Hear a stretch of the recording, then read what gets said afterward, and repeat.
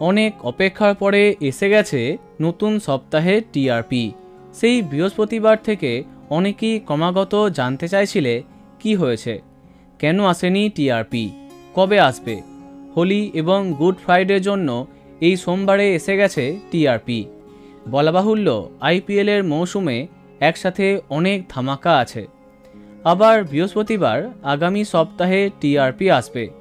তাহলে চলো দেখা যাক কে হলো নতুন টপার আর কারা করলো বাজিমাত। এই সপ্তাহে সবাইকে অবাক করে টপার হয়েছে ফুলকি, টিআরপি 8.4। দ্বিতীয় স্থানে নিম ফুলের মধু, টিআরপি 8.2।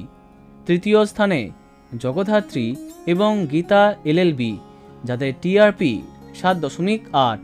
চতুর্থ স্থানে কোন গোপনে মন ভেসেছে, টিআরপি 7.2।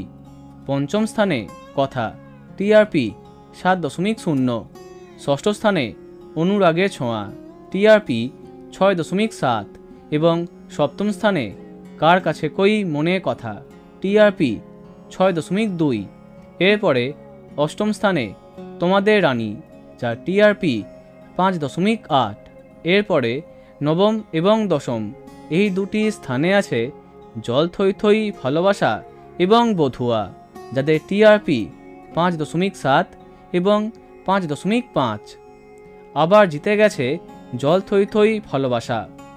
অপরদিকে প্রতিপক্ষ যেখানে টপার বধুয়া 10-এ।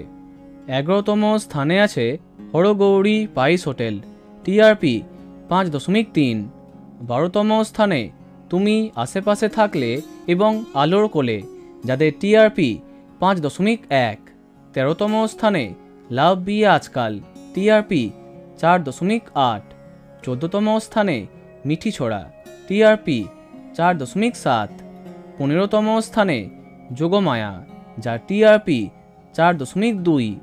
16তম স্থানে মিলি, যার টিআরপি 3.8। 17তম স্থানে চিনি, যার টিআরপি 3.6। 18তম স্থানে রামপ্রসাদ, টিআরপি 3.1। 19তম স্থানে মন দিতে চাই, টিআরপি 2.8।